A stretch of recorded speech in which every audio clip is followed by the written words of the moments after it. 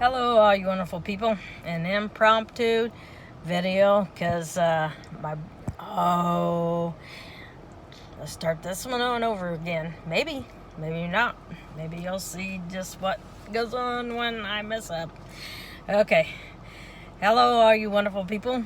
And this is Lisa with Living Life with Lisa. And I am here at some ponds out a little bit behind our house, belong to some other people, and I turned on the heat because I'm cold, but it's raining outside and they are fishing, but the owner of the property wants an adult to be here, so I'm the adult.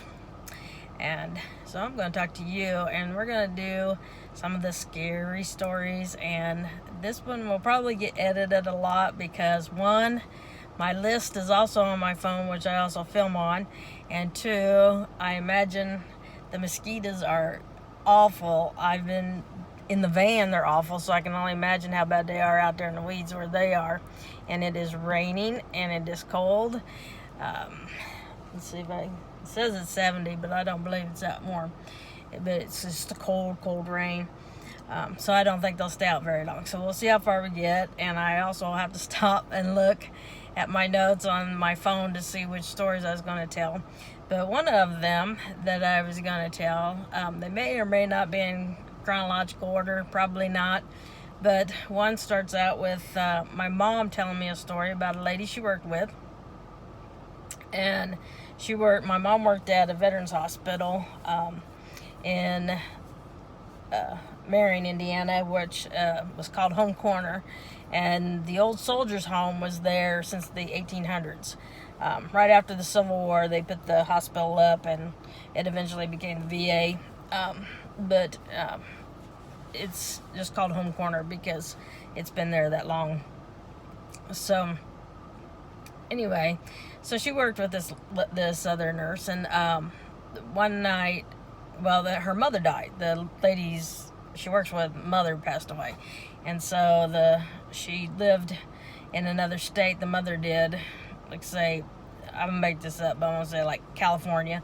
And so her brother, she had a brother, and the lady that passed away had a son and a daughter, and this daughter worked with my mom, and the son lived out where she lives in that same vicinity.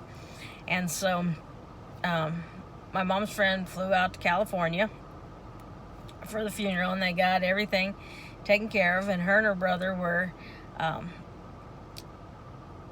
sitting there, talking. I'm going to back up and start this story over again. She had to make arrangements to go out to California, and so she was telling my mom about the night that her mom died. She had a dream that her mom was standing down at the end of her bed and was telling her goodbye, and she described what clothing she was wearing and what she looked like, and that she looked very beautiful and what she was wearing, and was telling her goodbye. And then she got up the next day to find out that her mother had passed away. So she's telling my mom this, and then she went out to California. And after the funeral and everything, her and her brother sat down and started talking, and he started talking about a dream he had the night that she died, that she came and stood at the foot of his bed and told him goodbye. And they started comparing what she was wearing, and they both had her wearing the exact same clothes, which were not the clothes she was buried in. And so my mom was telling me that story, and I said, don't you ever come say goodbye to me. You die, I don't want to see you. And she said, well, why not? And I said, because you scare me. And she said, well, I promise not to scare you. And I said, well, if you promise not to scare me, you can't. Don't do it. So that's kind of a little one. And I believe in this stuff. I am a full-fledged Christian, but I do believe in this stuff. And I'm doing some of the more minor ones first. The ones that creep me out, I'll save for the end. But I've even had conversations with pastors about it, and The ones I've talked to, one was a believer too. So anyway, so another kind of one that involves, I'm trying to think which one I want to do. This one is just a weird one. I think this one's more like a time warp kind of thing, because it was really weird. I like to wear hats, and I've always worn hats off and on. My mom always wore hats. Not when she was younger. When she got to be my age and older, she always wore hats. But anyway, I wore this painter's cap, and I don't know how to explain what a painter's cap is to people that from other countries that don't know what that is, but it's just a really thin hat that's kind of round, and it's just got a little regular bill. It's not like a baseball cap. It's not like, it's a hat all its own. And I was going to Ball State, so I had like my dorm name on it, or Ball State or something on it, and I would wear it off and on. And so my junior year, I was packing up. No, my sophomore year. Let me think a minute.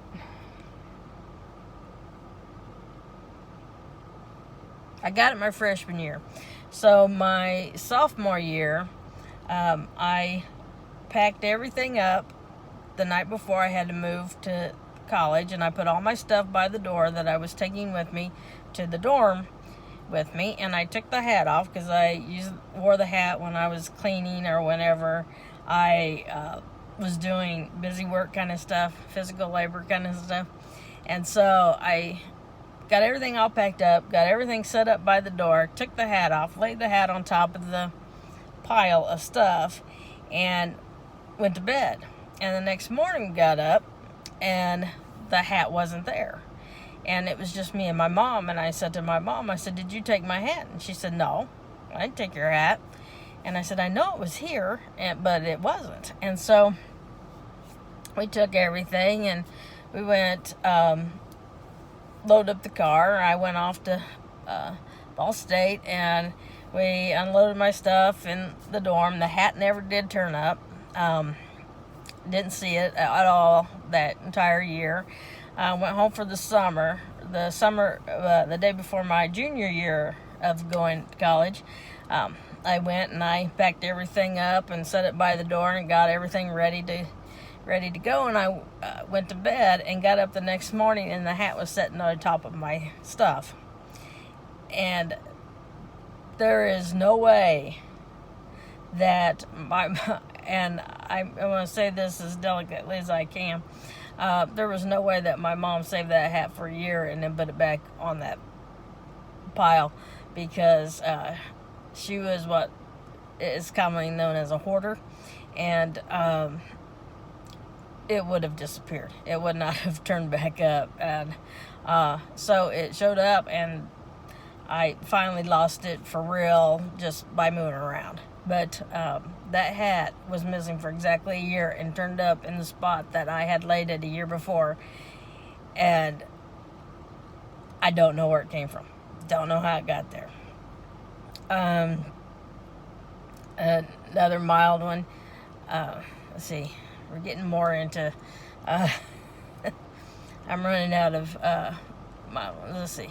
Yeah. Okay, this one kind of creeped me out a little bit. And I had a house that I lived in. I remodeled it. I'm going to take my belt off. I'm not going anywhere. And the house was a square. And so the easiest way I can explain it is like, if this was the front door, this whole area was the garage. And so you would walk in, and you come in, this would be the dining room, and over here's the laundry room, kind of cut into the garage. But you could not get into the house except through my bedroom, which was up here. Then the hallway was the bathroom, living room, back down the dining room, and into the laundry room. So you could not, there was no way into the house. It had only had one entrance, which is technically illegal in Indiana, but I guess they counted windows as second exits. So we only had one. The door from the garage went into my bedroom. It was one bedroom. It was a huge bedroom.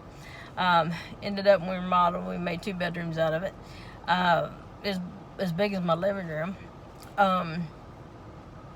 But I had to go from my bedroom, past my bathroom, into my living room, down through the kitchen, dining room, go back around, go into the laundry room. And then the front door is in the same room as the dining room. So I don't like to iron, and it may come as not a surprise to most of you that follow me. And so I would always get up in the morning before school, and I would take my clothes I was going to wear, and I'd put them in the dryer, and I would run the dryer, and I'd take my shower, and I'd come out, and I would get my clothes out of the dryer, and that way they wouldn't be wrinkled. Mosquito. They wouldn't be wrinkled, and let's say be warm, put on. And I had a little dog at the time, and so got him, dead mosquito. And so my dog, that morning I got up and came out of my bedroom, and I went to let the dog out, and the dog stood in the living room, and I went and opened up the door to let the dog out. I opened up the front door. The dog ran as fast as it could to get outside from the living room. It would not come into the kitchen and dining room. And so I closed the door, put her out, and then I put my clothes in, and I went and took my shower. I came out of the shower, not a stitch of clothing on me whatsoever. Dog's still outside. I walked into I'd let the dog back in, and the dog always said, sorry, it's been many years ago. I had let the dog back in, and the dog usually sat outside the bathroom. And when I came out of the bathroom, there was no dog. And I didn't have time yet to look for the dog. And so I went, and I had, at that time, chinos were real popular. So I had a pair of chinos and this, it was kind of a shirt like this, only it was blue, or kind of a greenish teal color. And I went and pulled them out, or I walked into the laundry room, and the dryer was open.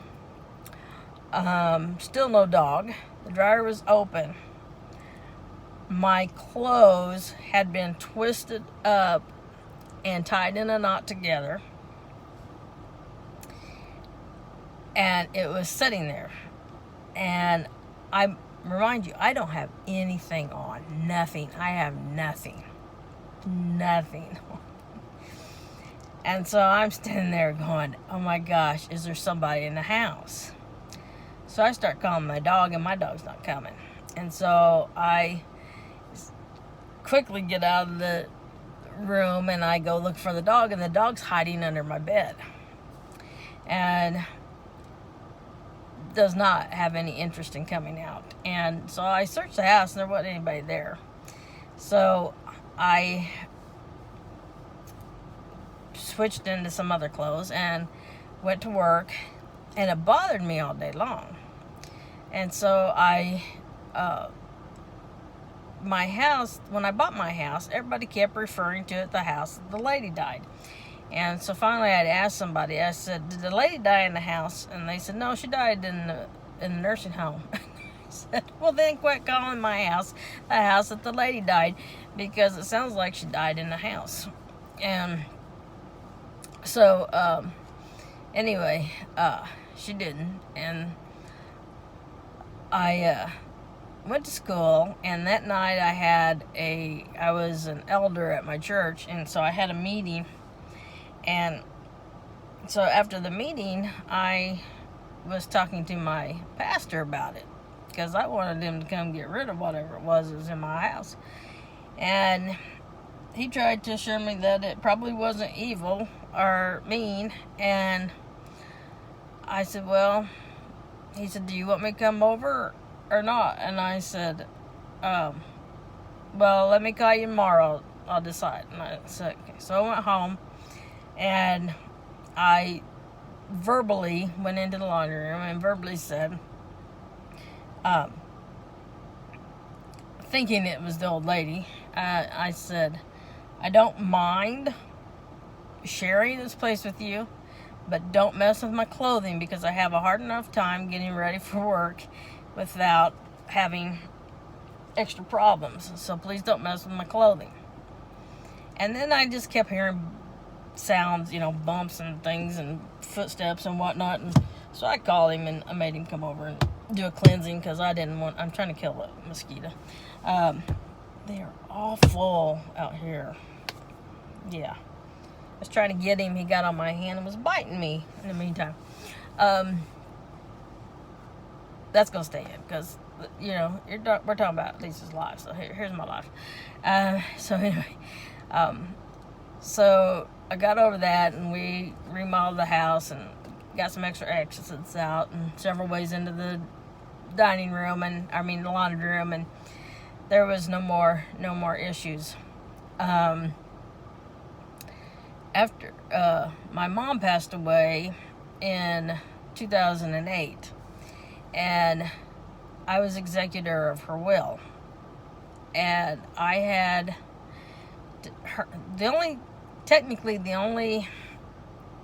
money she had, well, it wasn't technically, it was true, the only money she had was her house in Arkansas, which really was not worth very much. And so I had a list of bills that I had to pay, and every time somebody was nasty to me, I put them at the bottom of the list, and if they were nice, they went to the top. And so there was a Saturday, I went out to the mailbox, and I got a letter from the county telling me that a doctor that she had seen, a regular medical doctor, not a cancer doctor, not, a specialist of any kind, an MD, she had gone to, like, urgent care for something.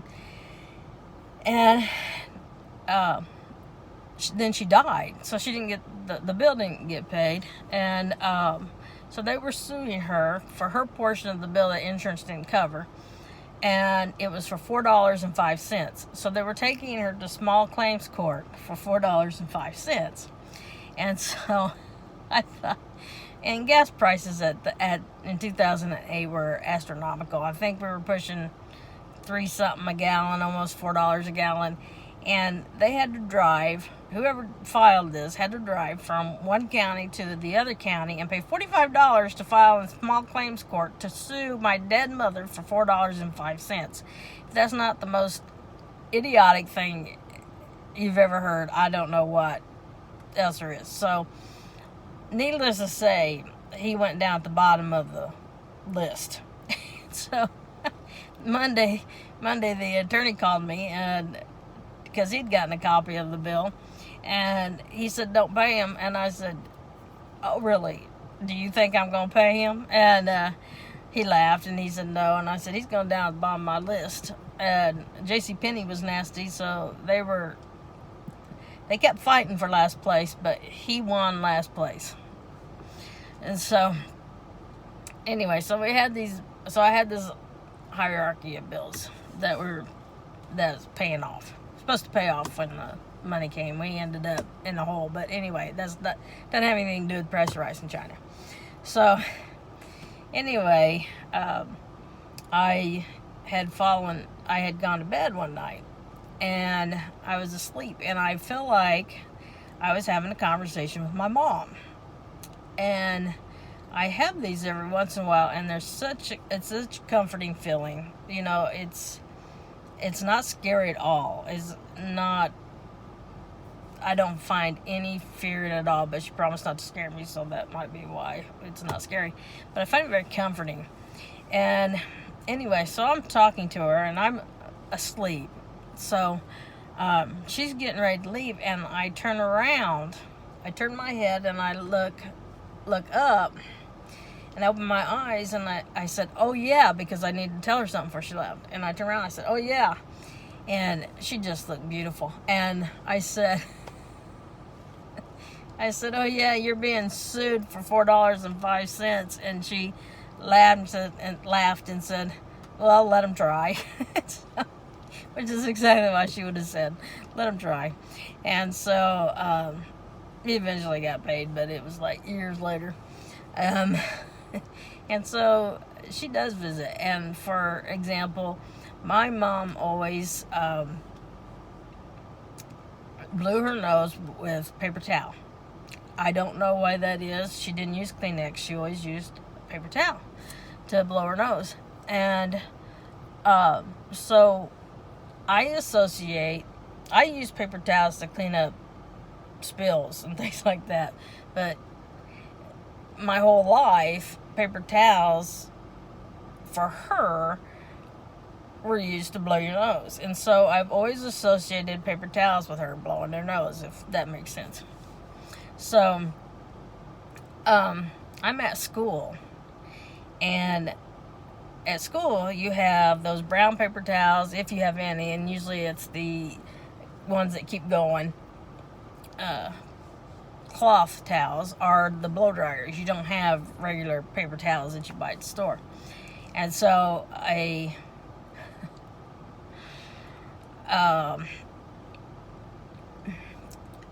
cousin of mine's grandchildren were being removed, and I was a foster parent, and I'm trying to be delicate about this because some of the family knows, some doesn't know, and I don't know which members watch. So anyway, I called down because technically, since we were biological, I had rights to them over the foster parents. And so I called and left a message with the social worker, and I hung up the phone after I left the message, and I turned and looked, and laying right next to me on the floor was a paper towel. And that paper towel was not there before. And so I said, "I know, Mom, I know. Don't do it."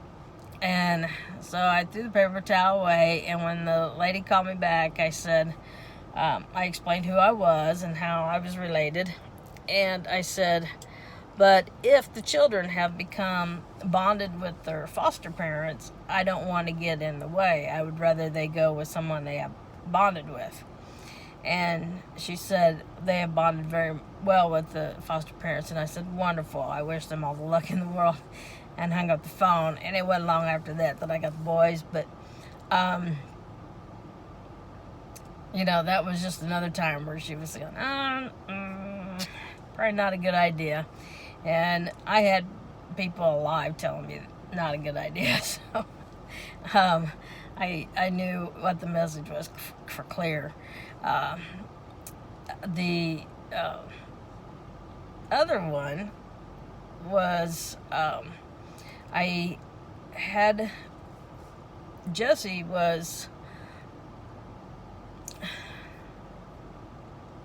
he was out of the crib, and he was in a toddler bed. And so a room that I use now for my pantry was just the right size for toddler room. And so the toddler bed fit in there, and he had a closet and a dresser and a window, and it just worked out perfect. But it's supposed to be an office, and so it's not very big. And so I had him in there, and that room is next to my bedroom. And this is in our new house. And then you walk through the living room, and you walk in the kitchen, and then there's two more bedrooms, and Aiden was in the first bedroom, and Randy was in the second bedroom. They all had their own rooms. And so what I would do every night is I would go and I would spend 15 minutes backwards with each kid So I would start with Jesse and then end with Aiden. And so I went in and Jesse's room, and the other boys, they had to go to their room, but they didn't have to go to sleep until after I had my time with them. I don't know if it was a half hour or 15 minutes, but whatever it wasn't. There was a time limit. So I went and I did all my things with Jesse and our routine, read books and prayers and did all our things. And he had a way, and he still does, but had a way of trying to interrupt everybody else's private time. And he would always get in really big trouble for this, and so we never could figure out why he kept doing it. But anyway, so I went to Randy, and it was still quiet in the house, and I did the time with Randy, and we read and we talked and we prayed and we did all, went through the day, what all was going on and this and that. And he was probably all of 4, maybe 5. And then I went to Aiden, who was probably about 7 at that time, and 6 or 7. He had to be 7 because we were in Taekwondo. And that particular day, we had testing at Taekwondo for new belts and new colored belts. And so I went into Aiden's room, and when I was in Aiden's room, I could hear Jesse just carrying on, yelling and screaming and doing his thing. And I thought, I am not going to go see what's wrong with that kid. He can just wait until after Aiden's time's over. And Aiden wasn't saying anything, so I figured Aiden was just ignoring him. And so we did our talking and visiting and reading or praying and whatever we did. And I don't remember now. We all had special things to do, and I don't remember now what all they were. But so I wished him good night, and I'm on fire. I'm ready to go in there and have it out with little loud boy. And so I walk towards my room, which will pass his room, and he's asleep. He's fast asleep. He's not even awake. And so I thought, well, that's weird. I guess I didn't hear what I thought I heard. So I went into my room and I got my computer out and I got on Facebook and I'm congratulating everybody that's in our class on their new belts. And I couldn't remember what one of the kids got for their new color. And there was a knock on my door and I said, who is it? And he said, Aiden. And so I told him to come in and I said, good, you're here. I said, what color did Zach get? And he told me, and he said, why? And I said, because I'm congratulating everybody on Facebook for their new belt colors, and I couldn't remember what he got. And I said, why are you up? And he said, because I was laying in bed and I heard Jesse crying and you were yelling at him, and so I got up to see what was going on, but Jesse's asleep and you're in your room. Now I'm freaked. Now I am freaked. So I get up and I go into Aiden's room, and we start talking about Taekwondo and what boards he's broken and what boards I've broken and which boards we need to break yet to get to the next belt. And we just talked all Taekwondo for a while, and I said it was probably a cat. Sometimes cats get out there. I said it might have been a cat on the porch because sometimes it sounds like baby's crying. And so he bought that and went to sleep. So I'm not buying what I'm selling, but he was buying it, luckily. And so the next day I called the social worker, and all I said to her was, is there any chance that the boy's biological mother died last night? And she didn't question me. She didn't anything. She said, I don't know. Let me check. I'll get back with you. And 3 days later, she called me and she said it was the aunt in Indianapolis that they were with when they got removed died that night. And I said, oh, okay, thank you. And she never did ask me why I asked that question, but they had a biological aunt that also had her children removed, and when they got removed, they were in her care. She died, and it was the freakiest thing I've ever experienced. And so when the pastor and his wife came over to bless the house, because it was a new house, they both came over, and my pastor is a jokester, a cut up, and he makes jokes all the time, and he's laid back and doesn't get too excited. And his wife, on the other hand, is very serious, does not get emotional, straight-laced, facts only kind of person. And so he's trying to convince me that this isn't possible, that those things don't happen. And so he's not getting anywhere with me, because he can tell that I'm not believing him. And he looks over to his wife and he says, well, what do you think? Expecting to get some backup. And she goes, no, I purely believe this. I've heard way too many cases of it to not think it's true. So he kind of shut up, and we did that. And I do believe, unless I go look later, I do believe that's the end of my scary ones. And they're not really scary. I don't think they're scary, but other people think they're scary. I don't find them. The one with the clothes got tied up, that one kind of freaked me out, and the one with their aunt kind of freaked me out.